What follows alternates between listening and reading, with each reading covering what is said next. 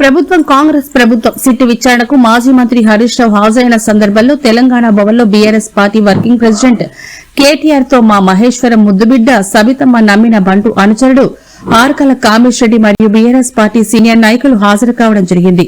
Sit విచారణకు హాజరయ్యే ముందు తెలంగాణ భవన్లో మాజీ మంత్రి సిద్దిపేట శాసనసభ్యులు హరీష్ రావుకి సంఘీభావంగా తెలంగాణ భవన్ కు మహేశ్వర నియోజకవర్గ నేతలు పాల్గొన్నారు.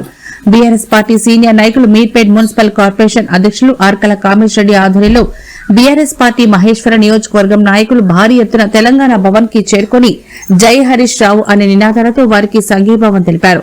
ఈ సందర్భంగా కామేష్ రెడ్డి గారు మాట్లాడుతూ లోటపీస్ కేసులో హరీష్ రావు గారి ముచ్చట లేదని కోర్టులే కేసు కొట్టేశాక మళ్లా నోటీసులు ఇవ్వడం ఏంటో, విచారణకు పిలవడం ఏంటో, ఇది ఏదో రాక్షసానందం కాకుంటే ఇంకేముందని ఎద్దేవా చేశారు. కాంగ్రెస్ మంత్రులు చేస్తున్న అక్రమాలను ఎప్పటికప్పుడు బహిర్గతం చేస్తూ వస్తున్న బీఆర్ఎస్ పార్టీ నాయకులపై కేసులు పెట్టి వేధించడం రేవంత్ కు అలవాటుగా మారిందన్నారు. మీరెన్ని రాజకీయ కక్ష సాధింపులు చేసినా మీ 6 గ్యారంటీలు అమలయ్యే వరకు బీఆర్ఎస్ పోరాటం ఆపదు. మీ ప్రతీకార రాజకీయాలకు మూల్యం చెల్లించుకోక తప్పదని ఆగ్రహం వ్యక్తం చేశారు. సమ్మక్క సారక్క భద్రకాళి అమ్మవారి మీద ప్రమాణం చేసి మాట తప్పిన నీకు రాబోయే మున్సిపల్ ఎన్నికల్లో కాంగ్రెస్ ప్రభుత్వానికి కర్రు కాల్చి వాత పెట్టేందుకు ప్రజలు సిద్దంగా ఉన్నారని కామేష్ రెడ్డి తెలిపారు. కామేష్ రెడ్డి గారి వెంట మహేశ్వర నాయకులు, కార్యకర్తలు తదితరులు పాల్గొన్నారు. ఎక్కువ మాట్లాడుతున్నారు కొంతమంది. అయితే ఎమర్జెన్సీ అయితే మీరు బయట ఉండురా, లోపలుందురు. ఎవరు ఎక్కడుండాలో కాలం నిర్ణయిస్తుంది, ప్రజలు నిర్ణయిస్తారు. ఒళ్ళు దగ్గర పెట్టుకుని ఉంటే మంచిది. ఇవాళ నేను అధికారులకు కూడా చెప్తా ఉన్నా, ఈ ఫోన్ ట్యాపింగ్లు, వీటి మీద జరుగుతున్న ధారావాహికంగా జరుగుతున్న డ్రామాలు, ఇందులో భాగస్వాములు అయితే అధికారులకు కూడా నేను చెప్తా ఉన్నా, ప్రతిరోజు ఒక్కరిదే ఉండదు.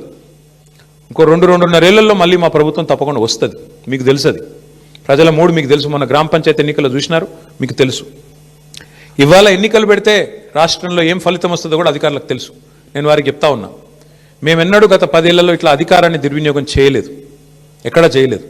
ముఖ్యంగా పోలీస్ వ్యవస్థను ఇంత అడ్డంగా దుర్వినియోగం చేసేదైతే ఇవాళ నాటకాలు ఆడుతున్నారో వాళ్ళందరికీ నేను ఒకటే చెప్తా ఉన్నా, మీరు బలవుతారు, మధ్యలో మీరు బలవుతారు. రేవంత్ రెడ్డి రాజకీయ క్రీడలో మీరు బలవుతారు.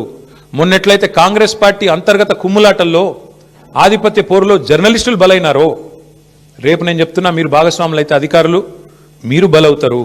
గుర్తుపెట్టుకోండి. రిటైర్ అయిన వాళ్ళని ఏం చేయలేరు భవిష్యత్తులో బీఆర్ఎస్ వాళ్ళు అనుకుంటురేమో, దానికి కూడా మాకు రేవంత్ రెడ్డి గారే తోజు పెట్టిండు. రిటైర్ అయిన అధికారులను కూడా తీసుకొచ్చి 40 రోజులు జైల్లో పెట్టినాడు. కాబట్టి రిటైర్ అయిపోతాము, తప్పించుకుంటాము అనుకునే వాళ్ళకు కూడా నేను చెప్తా ఉన్నా, ఎవరు ఎక్కడికి పోలేరు.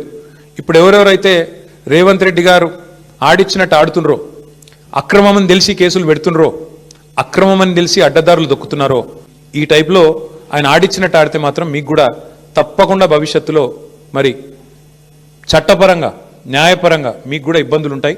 గుర్తుపెట్టుకోవాలని చెప్పి కూడా అధికారులు